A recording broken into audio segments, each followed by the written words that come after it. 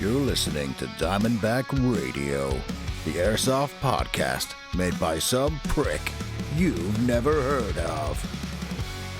Powered by Fujin Airsoft, for gear that works as hard as you do. Get ready, lie back, and think of England. It's time to dive.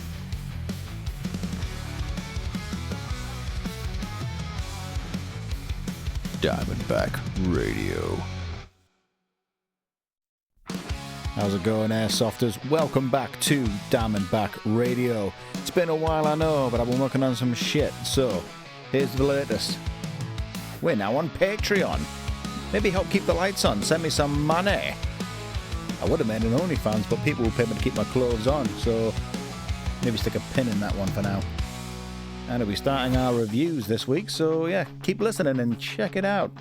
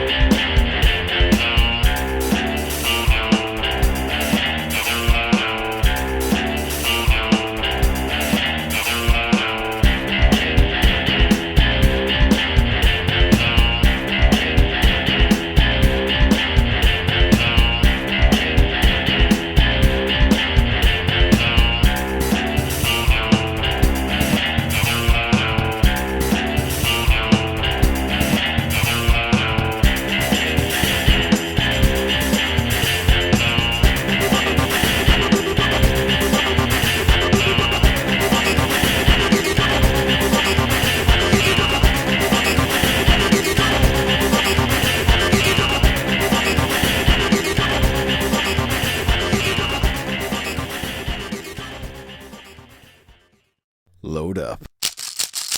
Lock in. Diamondback Radio. Guys, welcome back. Hope you liked that little bit of music just there. That wasn't made by AI for once, which is very, very good. Yeah, I made that back in uni. I can't remember how I did it. You remember playing that game Music or Music 2000 for like the PlayStation 1? Where he just kind of like sampled shit and just made music. It was very reminiscent of that, and that was kind of my attempt at making a fucking like secret agent theme. So hope it landed. If it didn't, then fuck it, don't care. But in other news, I actually managed to play out like twice in like 1 week after the other. It was really fucking surreal because I don't get to do that a lot. So I had a game in Northern Spectre on one Sunday, and then I think it's the following Friday, I'm over at D23 doing some CQB, fairly bog standard shit, get blasted by speed softers.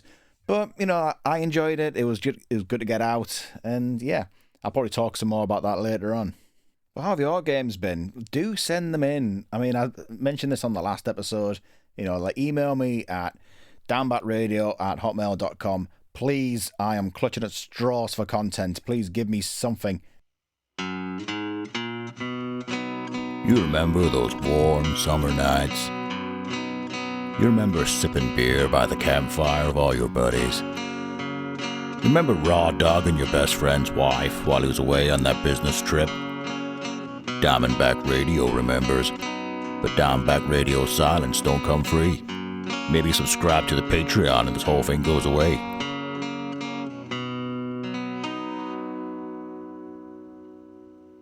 The doctor is in. Diamondback Therapy. Just to kind of clue you guys in with what's going on so far. So, I had a little mental health crisis, if you want to call it. Basically, I'm not going to bore you with the details on that one, but it's kind of resulted in me going back on medication. So, I'm back on sertraline, which is kind of the first antidepressant that a GP would prescribe you in the UK. And I'm kind of going through a lot of the side effects of that right now. Like, a lot of it is, like, everything's heightened. So the anger, depression, the sadness, that's all kind of kicked up to 11, which to me doesn't seem like that's how it should work. It's kind of weird how antidepressant, like one of the main side effects is depression. So, go figure. But going back to the neurological side of things. So I had a second MRI scan. I was in the machine for fucking an hour and 20 minutes. Got to stay completely still. And my God, it's like to sort of fight off the urge to move or scratch your face is an absolute nightmare. But they did find lesions on my spine as well, which is fruity. So they say there's no active or new lesions compared to the first MRI, which seems like things are stable. But also, they want to go ahead and do a lumbar puncture. That's where they stick a needle in your spine, drain some fluids off. So got that booked in, like at the time of recording, next week. So I'll let you know how that goes. And yeah, I guess some of the positive aspects of all this is that I'm not drinking as much as I used to. I mean, anyone who knows me, they'll know I can knock it back. And I've kind of had to stop myself because I don't want to, like, go overboard with it, because I know people who are on medication where they do have one too many drinks, they get more drunk, and it's like, that's not me.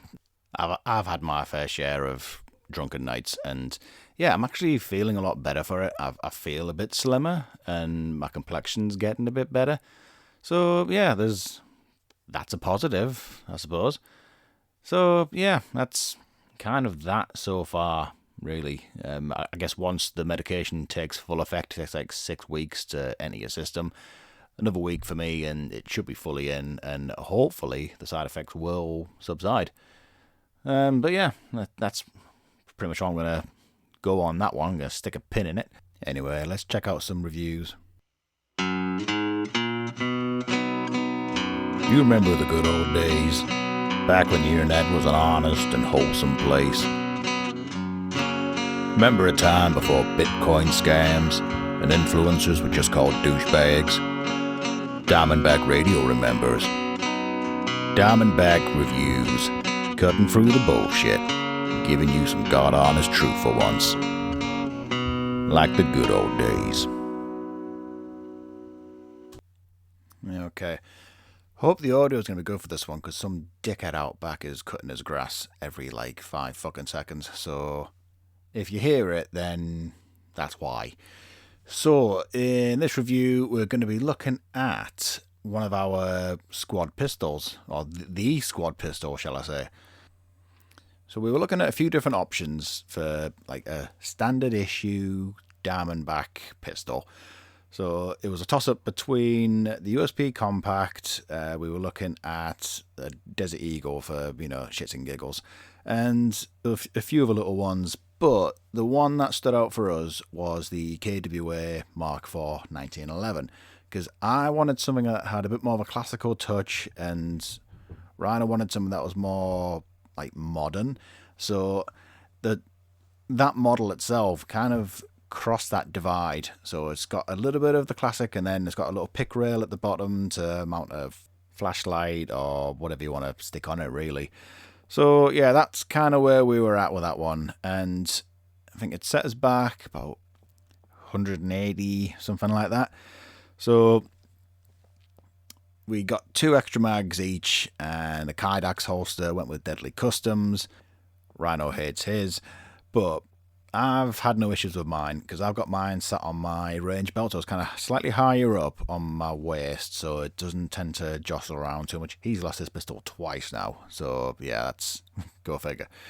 So first impressions, really solid build. It was a really it's such a fun thing to shoot. So we run it with 2.8s. I stick red gas in mine. The other guys have black gas at the moment. So, that's pretty cool. The only gripe is, with mine, obviously we were told that you can stick on any real steel 1911 grips on and they'll go on just fine. And I was like, right, well, cool, I'll get some wooden ones on mine, because I'm a bit of a whore for wood furniture, and that seemed to be the nice little go-between for me. So I was looking on one site. I won't mention it, the actual name of it, but those who know. So they told me, obviously, like I said, look, like, will these fit on the KWA Mark IV? And they were like, yep, they'll go on, no issues. So I ordered them, and there were issues. Like the little drill holes or the little like portholes on them in the back. There were two. They weren't wide enough for the screw lugs on the actual frame of the gun itself. So I had to take a Dremel to it and try and like widen the gap. And that took so many hours of Dremel because I've not got a powerful Dremel. I've only got like a little entry-level light jobs type of thing. So it was painstaking to say the least. And the weird thing was, like, I got the holes to be wide enough and they would fit on either side, but trying to get them both on at the same time was an absolute fuck on. Like, I would not do it again just to like save my mental health because yeah. So that also came with its own hiccups really because I got one side on just fine and I was like, okay, cool. And then I realised that I couldn't adjust my safety catch because obviously it's got that ambidextrous like left and right thingy on it. So I had to take that off and kind of Dremel out the like a little groove so the safety catch on the right hand side of the gun would go up and down. And yeah, so that worked fine. Obviously, once the other side had snapped into place, I did kind of over widen it on one of the bottoms. So I thought, right, I need to keep tension on the top, and then just once it's on, it's on. I'm not going to touch it ever again. It's done all right. I mean, with the original black plastic grips, they do have like extra weights in them, so it has lightened it a little bit. I did notice, like, obviously, because this is what like the police and sort of like military personnel are meant to be training with. So obviously it's like actually got like training pistol written on the side, so it's got that like as close to real steel in terms of like weight and feel as you'll get really. So I've taken a little bit of weight off, so it's kind of made it a little bit easier to like get out and stuff. And yeah, so that's done all right. Although when we were out at HQ, I noticed that that little right hand safety that was getting caught on like the wooden grip, yeah, that fell off. God knows where it went. It's somewhere in Driffield. Fuck knows where it's gone. But like, could I fix it? Yeah, probably. I could maybe get a replacement part for it.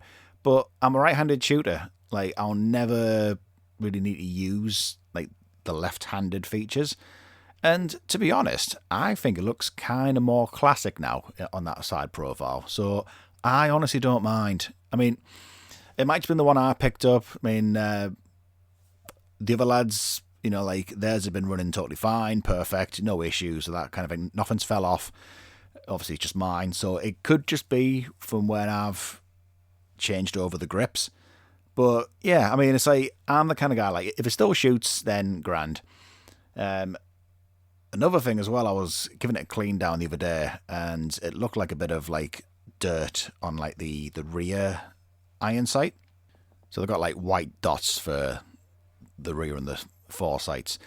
So I took a little toothbrush in there, thought, right, I'll try and get the dirt out, and turns out it was the paint, and the paint came off. So it looks like it's winking at me now, so that's fun. So I'm going to have to try and get some paint into that, or I'm debating just getting like, one of those Tipex pens and just doing like a little dab of that, see if it works. So yeah, that's kind of where we're at that one. I mean, is it worth getting? I mean, yeah. I mean, it's probably the most I've ever paid for, especially a sidearm. Obviously, I paid a bit more for... Actually, have I paid more for a primary? I don't think I have, No, I think most I've probably paid is maybe $150, something like that. So yeah, it's probably the most I've paid for a gun, and yeah, it's good for what it is.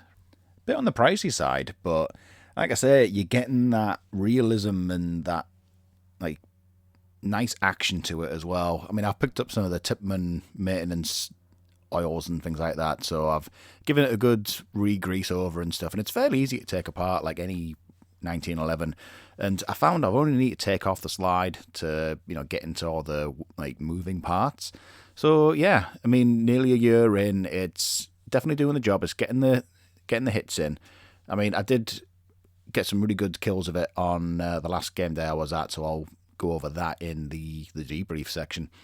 But yeah, I'd recommend it if you've got the budget for it, definitely. I mean, with any pistol, at least run 3 mags if you're going to run a sidearm, because you do tend to go through them a lot, especially if you're quite trigger happy. I mean, I like to think my times of nerfing have kind of made me have a bit more of a trigger discipline. But yeah, it's just nice to have extra mags on you regardless. And yeah, it takes not much extra space on my range belt. So yeah, pretty good bit of kit. And yeah, I'd happily recommend. Anyway, you want some more music? You don't? Wow, these next few minutes are going to really suck for you.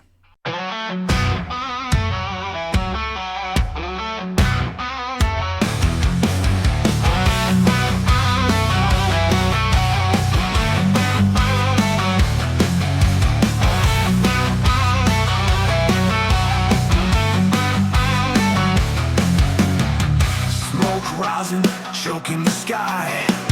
Broken bottles where the shadows lie. I see the glint, I see the glare. A gun in the hand, a devil's dare.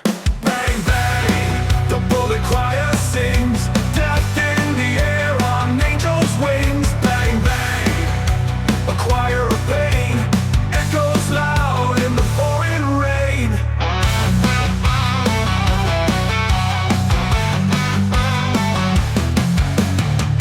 Footsteps crunching on shattered glass. A heartbeat pounding won't let it pass. The cold steel whispers a hollow sound.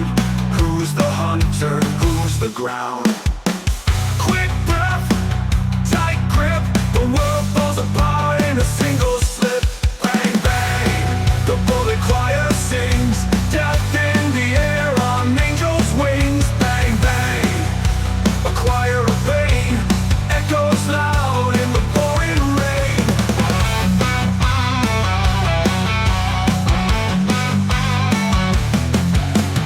Hands are shaking dirt on my knees. Prayers rise up, lost on the breeze. The barrel spins, fate takes its aim. Life and death, just a cruel game.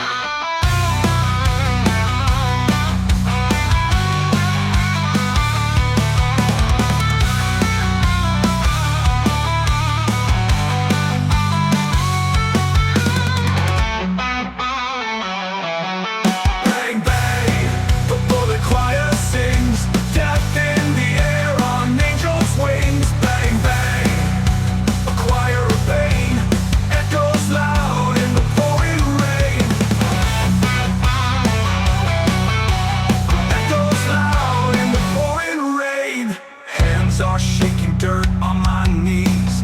Prayers rise up, lost on the breeze. The barrel spins, fate takes its aim. Life and death, just a cruel game. Bang, bang.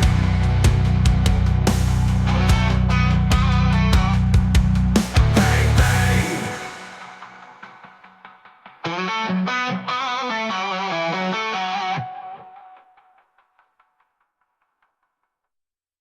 Hope you like going commando. It's time to debrief. Alright guys, time for your debrief. Gonna be a double bill this time. So, like I said earlier on, I got a chance to play 2 games in 2 weeks, which is very unreal for me. I'd never get to do that. So, obviously, with the Sundays, that's my day in at work. You know, that's something I can't quite get out of at the moment. And yeah, it's just a shame that a lot of game days are on a Sunday. It's like the premier day for Airsoft. Never really understood why. And yeah, I get it, you can get Saturday games here and there, but it's just kind of as and when the sites will do them. So thankfully, I had this one Sunday off, got a chance to go back to Northern Spectre, which is a brilliant site, by the way. It used to be, I can't remember. Either way, it's the one on Scotch Corner. It's used to be an old paintball site, actually. I mean, I did play there once when it was a paintball site, and that was back in art college. We'd had like a little group day out for the guys on our course, and yeah, I remember it being like a pretty fun sight at the time. Obviously, I had like the full fort, and they had like a mesh maze kind of thing, which isn't really there anymore. To be fair, when Norman Spector took over, they pretty much tore the whole site down to its foundations and rebuilt it from the ground up. I'll probably stick it on a site review at some point, because that's going to be my next little like sideline for this podcast. But yeah, I'll go into that in more detail on that section of things. But yeah, so for this game, I actually got a chance to play out with an old brother-in-arms, my old battle buddy, Archangel. We used to run together with all the Nerf and things like that. So yeah, it was good to be back out with him, because I've not had a chance to play much with him since Nerf. I mean, we've played out Airsoft in there before, and that was with two buddies of his. But obviously this time it was just the two of us. And yeah, I kind of changed up my loadout a little bit, because at the moment I'm kind of rocking the Diamondback sort of standard that we're going for. So it's the multicam bottoms and sort of like olive green for the top. So we kind of went back to basics with it. So we used to run all black with the Nerf. So we had black top, and then kind of went with like a jeans kind of combo. Made a kind of like a PMC kind of like vibe. Really cool stuff. And yeah, it was just nice being back out, and yeah, a bit of a nostalgia. So yeah, games were pretty good. A lot of it was kind of like flag based, which I kind of like now, because I love how they've got. It's such a simple flag system, but I'm here for it. It's just a simple pull cord. You just kind of pull the cord down for your team flag and stuff, and that's that. I did fight. Well, I say I fought off the urge to like do the fucking Helldivers salute, but I did it anyway, because you know you've got to, haven't you, when you raise a flag, you got to salute it, right? And yeah, some of the guys got the reference, which I found was really fucking funny. But for the first time in a long while, I actually came back without any kind of major fatigue in my legs. Because I don't know if it's because of the new logical stuff or because I got flat feet. I mean, I've always had issues with my feet anyway, because basically I'm flat-footed, so I have no arch whatsoever. I mean, if you tell me to do a footprint, then it's just all flat. You know, you get that little gap or void in like the side. I don't have that, so it's just all foot. So when I got measured for like the medicated insoles, we'll actually like put the step in for you. The chiropodist was actually like, well, to be honest, in all my years of doing this, you have the flattest feet I've ever seen. And I was like, I don't know how to take that really, I guess as a compliment or as a warning sign. But yeah, so because I kind of lean to my left-hand side a lot, so my left ankle kind of takes the brunt of everything. But obviously, if I do sites like Dirty Dog, where it's a lot of up and down, I mean, that's like ex-landfill sites, so yeah, the terrain is very unforgiving if you're not prepared for it. And with Norman Spector, it's all sort of forest floor, so you've got a few tripping hazards, you know, like roots and kind of all bits of debris from previous like structures. But yeah, if you look where you're going, you're fine. You know, that again, there's the odd rabbit hole with any kind of outdoor site, rabbit holes and shit like that. But yeah, it was just like nice to sort of come back and not feel like dead afterwards. I mean, we did skip the last game, which I do tend to do these days, which I don't mind in a way, because I'm not as young as I once was, and I tend to find it's the gearing downside of things. I take a while to. I mean, I'm quite meticulous when I pack all my gear away, so having that extra time to like spend on that is beneficial for me. And plus, I didn't want to overdo it, you know, because I know the last time I was out over there, I did kind of overdo it. I mean, there was a pilot extraction game we did where I fucking legged it back to where we were going to defend him. I got halfway there and I was just out, you know, like proper winded. But this time I thought, right, I'll just take it easy, you know, take a little step back.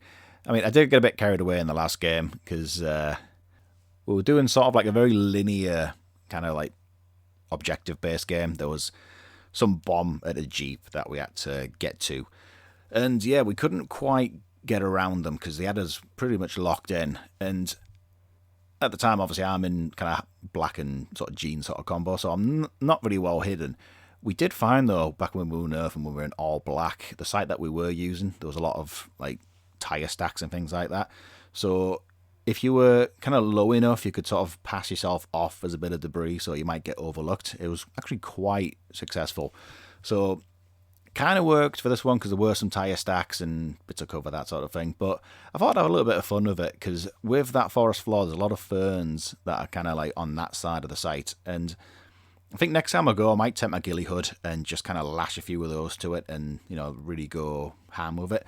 But, I thought I'll just take the piss a little bit and kind of took a big bit off, kind of shoved it in my cap and made sort of like a poor man's ghillie suit, essentially. And it definitely got a lot of laughs from like the refs. There's one guy taking photos and he was just pissing himself laughing, and yeah, I was just all there for it. But I've managed to get to the Jeep and I had this big bit of fern in my cap and I'm kind of going prone, and the marshals over there, they were like, "What the fuck are you doing, mate?" And I was like, "Oh, well, I'm hiding." And they're like, "Well, to be fair, that would be an extension of yourself, that bit of fern. So if that gets shot, then you're out." I was like, "It's fine. I'll just stay still." So I was kind of prone there with my pistol, like my KWA, and surprisingly, it was very effective because I only had my head poking out, and because I'm just got my pistol, I was couched in quite nicely on the floor. So I got a couple of tags from there that didn't quite see where I was coming from, and yeah, it was just a really nice change of pace for me. And yeah, I think definitely next time I'll bring the ghillie hood and try and do a bit more proper, But yeah, that was a pretty good day out. And then the next one, obviously D23, haven't been there for a while. I mean, I think, when did I last play there? Probably a year ago now. But yeah, was it earlier in the new year? Either way, months had gone by. But it was a big night because it was one of our members' birthday, like our youngest member. So I think he's turned 14 now.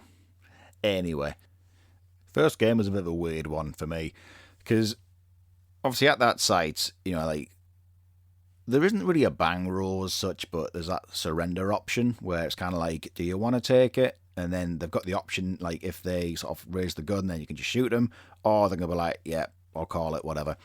So I got one guy like that. I was like, do you want to take it, mate? And he's like, yeah, cool. I was like, mint. But I was in a doorway. I was on one knee, and this guy had clocked me right in the cheekbone. And this was fairly close range, like less than 2 foot. And naturally, I'm like, fucking hell, kind of thing. And the guy was like so apologetic. He was like, "Oh, dude, I'm so sorry." It's like, "Mate, it's fine. It's a game." And I think normally I wouldn't rage, but I'd be like, "Oh, for fuck's sake," kind of thing. Watch where you're shooting, whatever. But this time I thought, you know what, bugger it, you just like, it's fine, mate, don't worry about it. And I'm kind of walking out to sort of kind of sort myself out, and he's like, he spawns that way. It's like, yep, it's fine, I just need to walk it off, kind of thing. So yeah, I was fairly gracious about it, but I wanted to walk off anyway, just to sort of like double check the damage, because it fucking stung. I mean, normally I'd set the full game up, but because it only more or less just started, I thought, you know what, I'll just take a minute or two just to get my bearings a little bit, reprime, get back in there. And yeah, I think I did okay on that one. And that's probably the only like major thing that happened that night. There was the birthday run, which was kind of saved a little bit by Rhino, because he kind of like stepped in a little bit, because his mates kind of like put Manhattan up to this, and he was like, fucking hell, like I didn't want to tell the marshals of my birthday, because that's kind of the general rule of thumb, isn't it? If it's your birthday and someone finds out, like, yeah, you're doing a birthday run. So I think we managed to coax his mates into giving him a hand, and obviously Rhino stepped in as well. So yeah, that was a good little end to the night.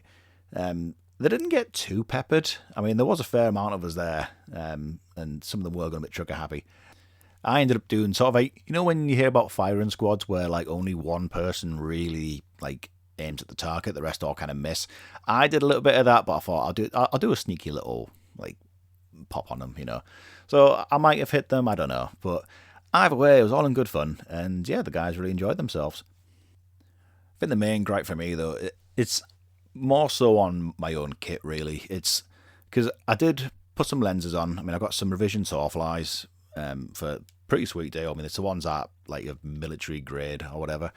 And yeah, they do okay outdoors. I mean, I wore them a little bit at Northern Spectre. They actually lasted halfway through the day before they started to really fog up, which was pretty good for me. Because normally it's like the first game and they're just gone. So kind of happened on the first game at D23, naturally, because you're indoors, because you're going to have like a bit too much heat around your face regardless. So after the first game, when it was fogging up, I thought, all right, I'll maybe get some lens spray on it. So I've got some of the Wiley X stuff, and for some reason, the second I put that on any lenses, they get worse. I don't know if you've had that issue. It might just be with the one I've picked up. But yeah, it's just kind of not been right. I mean, to be fair, I've not worn them since, and obviously I've not played since then, so like, might be better for outdoors, to be fair. I mean, I keep meaning to look into maybe getting like a gum shield or some way to kind of keep my face still protected, but while keeping the misting issues down. So yeah, after that I switched back to the mesh, and I know me and mesh at D23 don't normally gel well together, because I had a set of new Pro meshes on at one night I was there, got clocked in the mesh, and it kind of flicked paint just below my eye, like centimetres from my eye, and that was a bit too close for comfort. So by using lenses, but sometimes I just have to go back to the mesh. But yeah, other than that, we'll stick a pin in the debrief until the next one.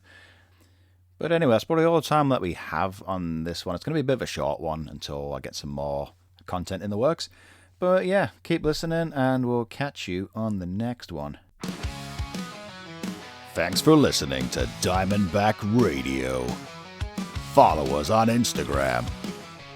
If you want to lighten your pockets, subscribe to our Patreon.